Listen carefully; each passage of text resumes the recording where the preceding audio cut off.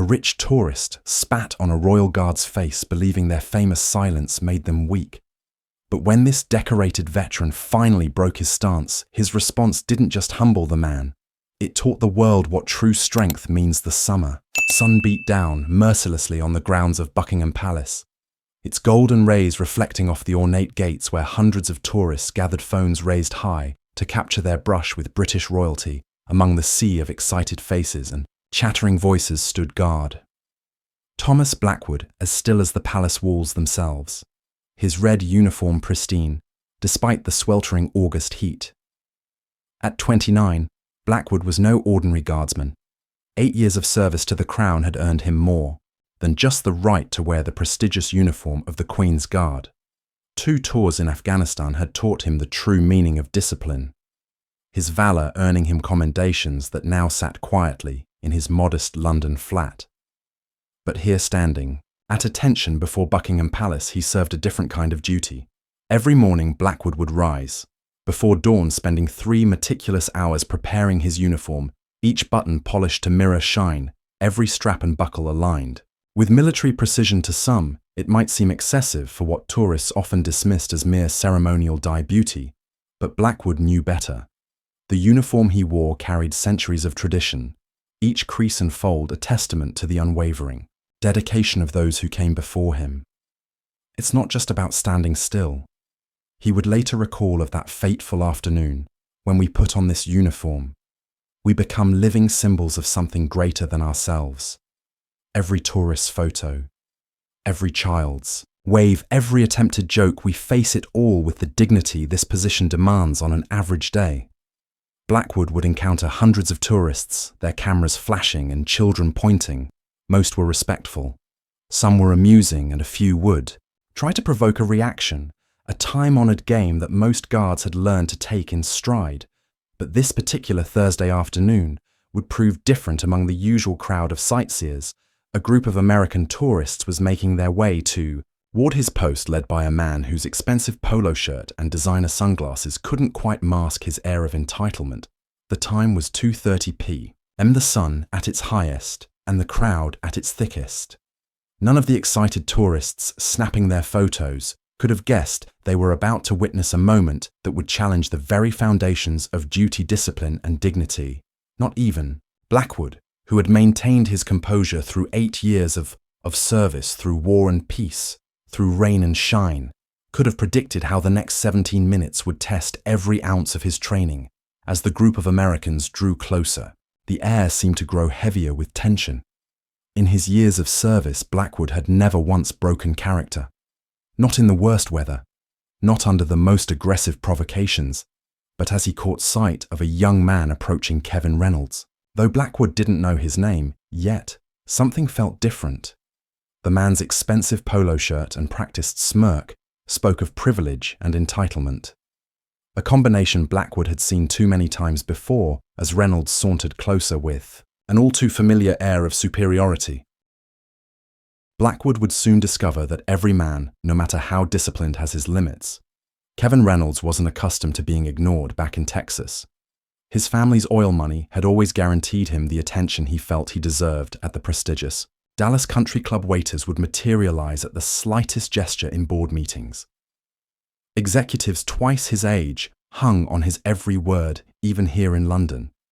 His first-class flights, 5-star hotels, and exclusive restaurant reservations had maintained that comfortable bubble of deference he'd come to expect.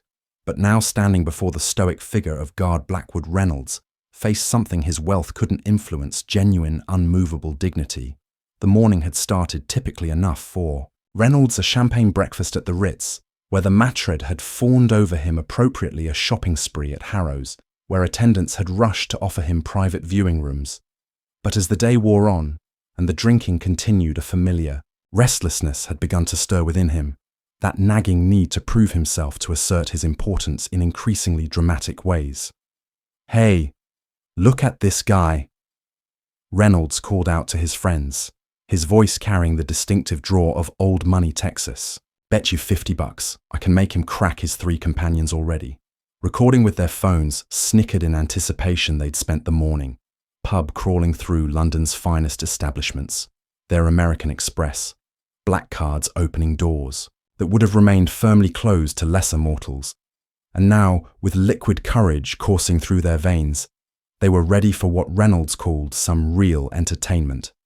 The first attempts were predictable enough. Reynolds posed beside Blackwood for selfies, making exaggerated faces and throwing peace signs, "Come on, buddy, smile" for the camera. His friends laughed, encouraged by the growing attention from other tourists who had stopped to watch. A small crowd began to form there, own phones raised to capture whatever might unfold. A street vendor nearby slowly pushed his cart away, sensing the brewing trouble with the instinct of someone who'd seen similar scenes before. Blackwood remained motionless, his eyes fixed straight. Ahead in his mind, he recited the oath he'd taken years ago, letting the familiar words wash over him like armor. He'd faced worse, much worse. The scars on his left shoulder from that firefight in Helmand Province were testament to that. He could still recall the whistle of bullets, the weight of his wounded comrade as he dragged him to safety, the grit of sand between his teeth as he'd called in air support. This was nothing, just another tourist who'd had too much to drink and forgot his manners. But Reynolds was just getting started, emboldened by his audience and frustrated by Blackwood's composure. He stepped closer. The expensive scotch on his breath mingled with designer cologne as he invaded the guard's personal space.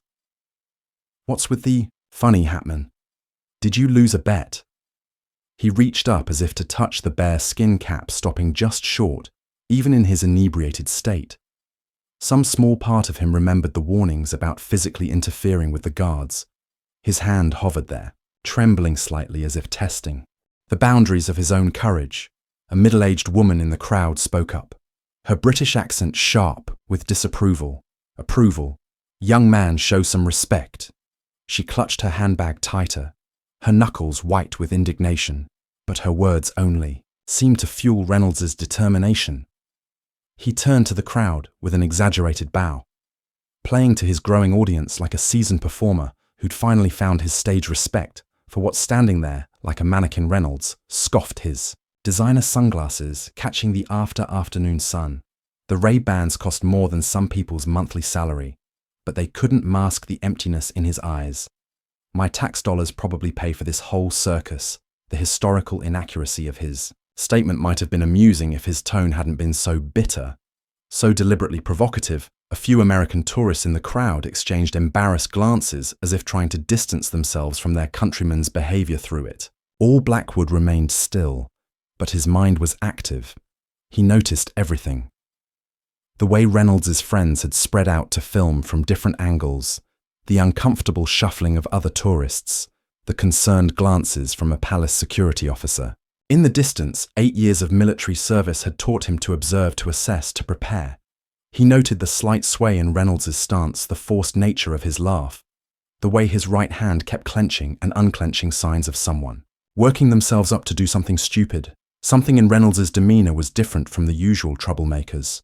There was a calculated edge to his actions, a deliberate escalation that set off warning bells in Blackwood's mind. The sun had shifted position, casting long shadows across the palace grounds.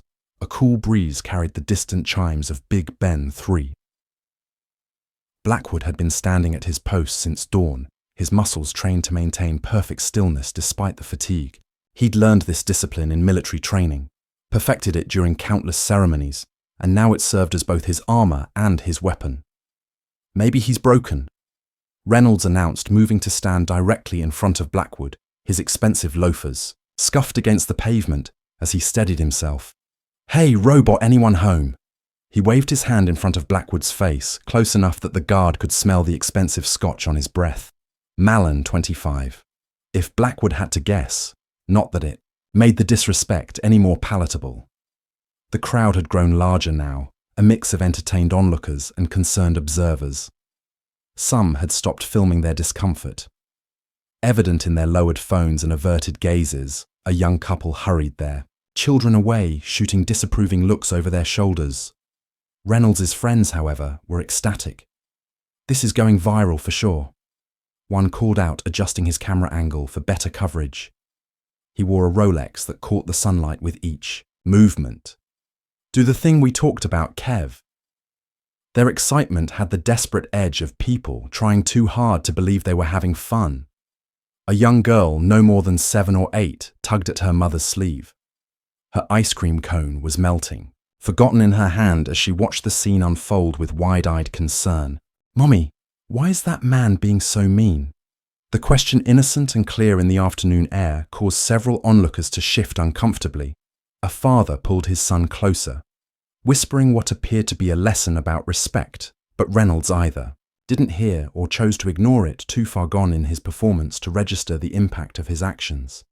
Instead, he turned to his audience, arms spread wide like a showman, his polo shirt damp with sweat, despite its pristine brand name clung to him as he swayed slightly. "Ladies and gentlemen, I think it's time we found out if these guards are actually human." His voice had taken on a theatrical quality, but there was something ugly beneath the performance, a desperate need to prove something, to assert dominance over this symbol of authority and discipline that stood before for him unflinching and unimpressed. It was the same tone he used in board meetings, when belittling junior executives at restaurants when sending back perfectly. Good wine in life when trying to fill the void his wealth couldn't touch. Blackwood felt his jaw tighten almost imperceptibly. In Afghanistan, he'd learned to read people to sense when a situation was about to escalate beyond the point of no return. That same instinct was screaming at him. Now he could feel the weight of his ceremonial rifle, the press of his bare skin, cap, the eyes of centuries of tradition watching through him, but his training held firm. He remained motionless, his eyes fixed, on a point in the distance, even as Reynolds moved closer, even as the air grew thick with tension and anticipation in his peripheral vision. He could see other tourists backing away, creating a circle of space around what was quickly becoming a moment of reckoning. What happened next would test not just Blackwood's training, but the very essence of what it meant to wear the uniform of the Queen's Guard. Reynolds, his expensive polo shirt now dampened with sweat from the afternoon heat, circled, Blackwood like a predator testing its prey. But in his alcohol-addled mind, he failed to recognize one crucial detail. He wasn't the hunter here. 8 years of military service had made Blackwood acutely aware of every movement, every subtle shift. In the air around him, "You know what I think," Reynolds announced to his increasingly uncomfortable audience. "I think these guys are just scared to move, scared to speak, scared to be real." His words slurred slightly at the edges, betraying the liquid courage that fueled his bravado. They hide behind tradition because they're too weak to face reality. Blackwood's mind flashed briefly to a morning in Helmand Province, where he'd held his position under heavy fire for 3 hours to protect. A wounded colleague weak was not a word that featured in his vocabulary. Reynolds leaned in closer, his designer sunglasses now hanging loosely from his collar. "What do they even do here? Anyway, stand around like statues while the world laughs at them?" He turned to his friends, who continued filming, despite the visible discomfort on their faces. Even they seemed to sense that a line was about to be crossed. An elderly gentleman stepped forward from the crowd, his RAF veteran pin glinting in. "The sunlight, son, that's enough, you've had your fun." But Reynolds was beyond hearing reason. The combination of expensive Scotch-wounded pride and an audience had created a perfect storm of poor judgment. "You want to know what I think of your precious tradition?" Reynolds's face contorted with a mixture of contempt and desperate need for ghee. Attention time seemed to slow as he gathered the saliva in his mouth. Later dozens of videos would capture this moment from various angles, but none would fully convey the sudden horrified silence that fell over the crowd. The spittle landed on Blackwood's cheek just below his right eye for a fraction of a second. Even the birds seemed to stop singing. The crowd's collective gasp created a vacuum of sound, as if all of London held its breath. Reynolds stood there, a triumphant smirk playing across his face, clearly expecting something, a reaction, a breakdown, a victory. What he got instead was far more terrifying. Blackwood didn't move, didn't flinch, didn't even blink. The saliva ran down his cheek like a tear, but his expression remained as immovable as the palace walls behind him. In that moment, the contrast between the two men couldn't have been starker.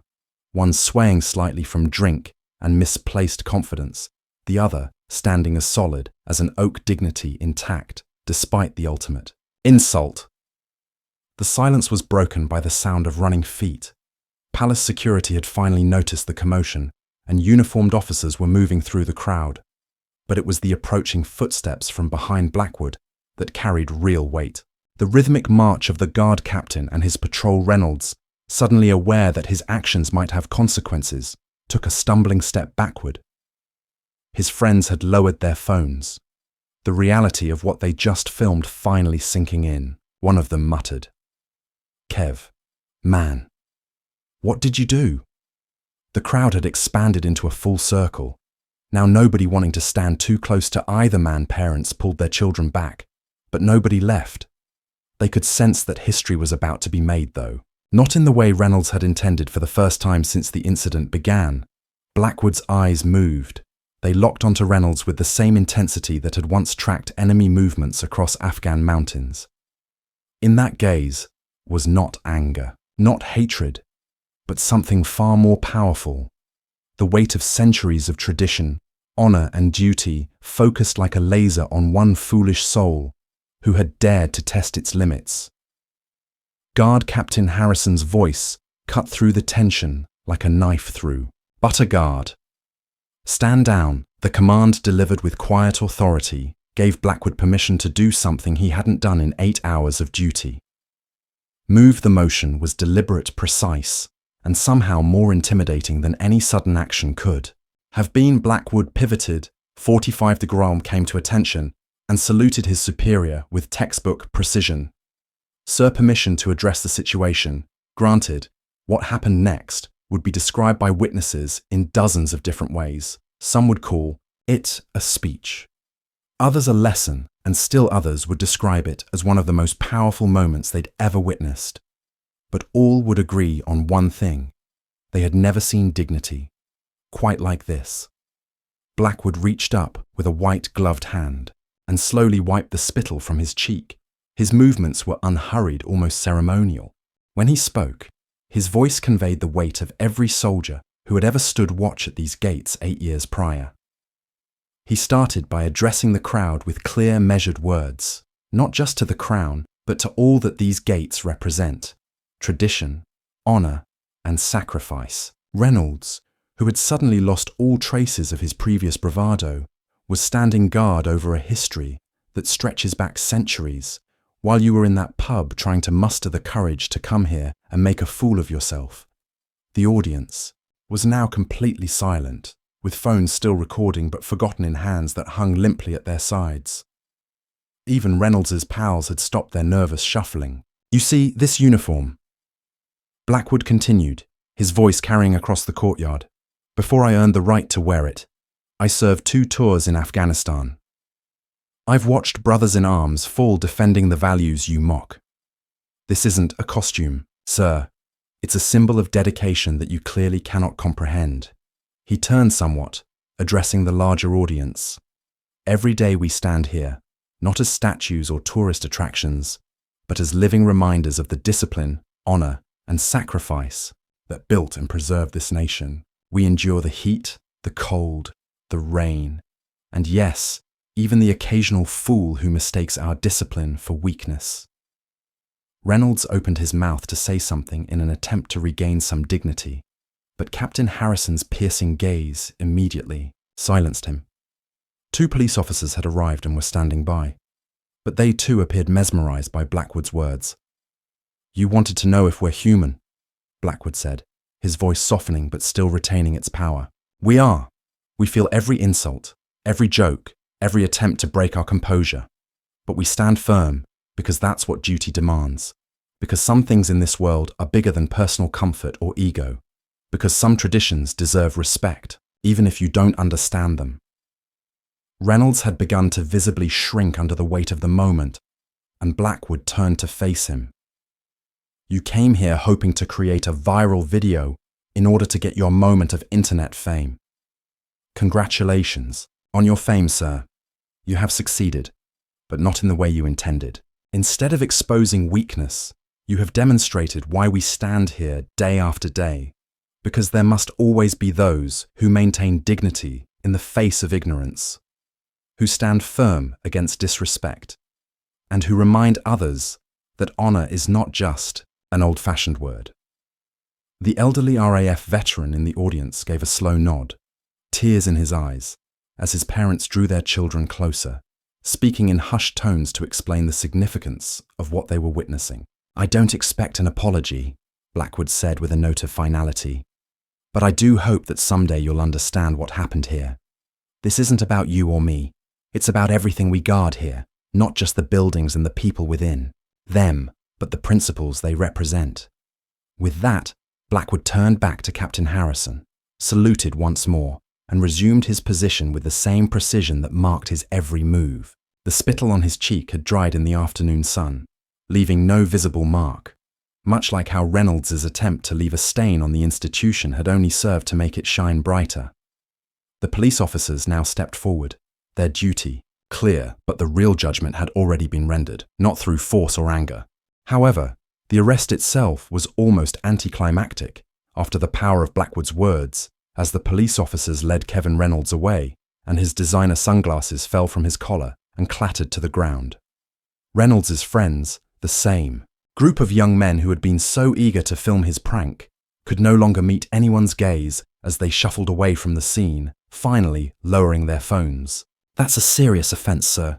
You'll have plenty of time to reflect on Guard Blackwood's words while we process your case," one of the officers said, his voice resounding over the now silent crowd. The videos, as expected, spread like wildfire across social media, but unlike the thousands of tourist pranks guard clips that populated the internet, this one struck a different chord. Within hours, multiple angles of the incident had been uploaded, each capturing a different perspective of the moment, yet they all told the same story, not of a guard's composure breaking, but of dignity triumphing over disrespect. "Respect the Guard" started trending on Twitter within the hour, and comments from all over the world poured in. This is what real strength looks like, standing firm in the face of disrespect. This is what real strength looks like. That speech should be played in schools. Tradition, honor, duty, and values are needed more than ever. See how he maintains his dignity even after being spat on. That's character. Reynolds' identity was quickly made public. His Texas oil fam's PR team worked to mitigate the damage, but the court of public opinion had already delivered its verdict. The same social media platforms that he had hoped would celebrate his bravery and challenging authority, instead became a showcase for his humiliation. His LinkedIn profile was inundated with comments about respect and dignity, and several exclusive clubs in London quietly removed his name from their guest lists. However, the legal charges and public shame were perhaps not the most significant outcomes. Rather, they were the conversations that took place in classrooms and at dinner tables, as parents and teachers used the incident to discuss respect, duty, and the value of understanding traditions that are different from our own. One 9-year-old student who saw the event wrote letters to Buckingham Palace, and his words perfectly captured the sentiment. "Dear Guard Blackwood, you taught us today that being strong doesn't mean being mean. Sometimes the strongest thing is to be kind and respectful, even when others are not." Tourism officials reported an interesting change in tourist behaviour at Buckingham Palace in the days following the incident. Tourists were still taking pictures with the guards and smiling and waving, but there was a new undercurrent of respect. Parents could be heard explaining to their children not only what the guards did, but also why they did it. The shallow jokes about making them laugh were replaced by genuine interest in the history and tradition they represented. Reynolds's case progressed swiftly through the legal system, and the judge's statements during sentencing would later be widely cited. "You didn't just assault individual Blackwood, you attacked the principles of duty, honor, and respect that he represents. Your actions have served as a powerful reminder of why these values must be preserved and protected." The fine was hefty, but the obligation to carry out community service at veterans organizations would later turn out to be far more influential. Reynolds would later admit that nothing in his privileged life had prepared him for the humbling experience of serving those who had served their country. As for Blackwood's viral moment, it made its way into training materials for military units and police forces throughout the world, not because of his unwavering position against provocation, but rather because of his measured, dignified response when he finally addressed it. It became a case study in how to maintain authority through character rather than force. But throughout it all, Blackwood remained unchanged. The following day, he resumed his position with the same dedication, precision, and unwavering commitment to duty. The only difference was the added depth of respect in the eyes of those who now understood exactly what it meant to stand guard over not just a palace, but the principles it represented. What would you have done in Guard Blackwood's position? Can you maintain such dignity in the face of disrespect? In the comments below, let us know what you think. And here's a question to consider. When was the last time you saw real strength displayed through restraint rather than reaction? If this tale resonated with you, don't forget to like and share it with someone who appreciates stories of dignity and honor.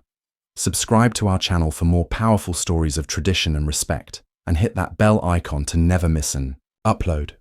Keep in mind that true strength is about standing firm in your values, even when others try to break you, not about breaking others down.